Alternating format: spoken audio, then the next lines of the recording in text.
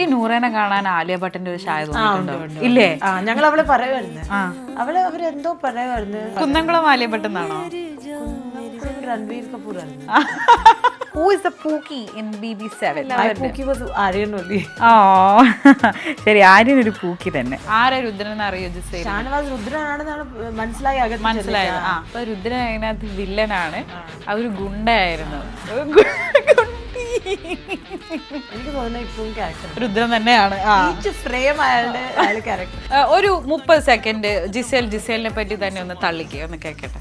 അയ്യോ, ഞാൻ തള്ളി മതി. ഞാൻ ആ ഒരു ടാസ്കിൽ തള്ളിയായിരുന്നു. ആരാണ് ബിഗ് ബോസ് ഹൗസിലെ അതേപോലെ ഒരു തള്ളിസ്റ്റ്? അനുമോൾ. അത് ജിസേലിന് എന്താ തോന്നുന്നത്? ശരിക്കും അങ്ങനെ PR ലക്ഷങ്ങൾ കൊടുത്ത് ചെയ്തിട്ടുണ്ടോ? ചെയ്തിട്ടുണ്ടല്ലോ. ആര്യനും ആ PR-നെ കണ്ടായിരുന്നു. ആര്യൻ പറഞ്ഞു എത്രയോ കാശാണ് അവൻ ചോദിക്കുന്നത്, അതുകൊണ്ട് ഞാൻ വെച്ചില്ല.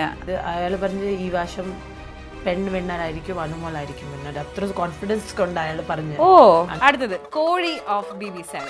ആ കോഴിക്കോടിന്ന് ഇവരിങ്ങനെ വിളിക്കുമായിരുന്നു. പക്ഷെ ആരെ വിളിക്കും? ഞാൻ പറയുന്നത്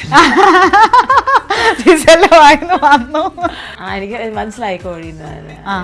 നൂറാടെ വായന കേട്ടിട്ടുണ്ട്. ഇന്ന് എനിക്കൊരു ദുബായിയുടെ ഫ്രണ്ട് ഫോൺ ചെയ്ത് ചോദിക്കുകയാണ്, നീ ഫോൺ എടുത്തില്ല. ഞാനോർത്ത് പിന്നെ എൻ്റെ വല്യമ്മയുടെ ന്യൂസ് അവളോർത്ത് ഞാൻ മരിച്ചു പോയിരുന്നു. അയ്യോ, അവൾ ജിസേൽ അയ്യോ ഓക്കെ, ബിക്കോസ് ഞാൻ ആരെയും പറഞ്ഞില്ല ഞാൻ പോണെന്ന്.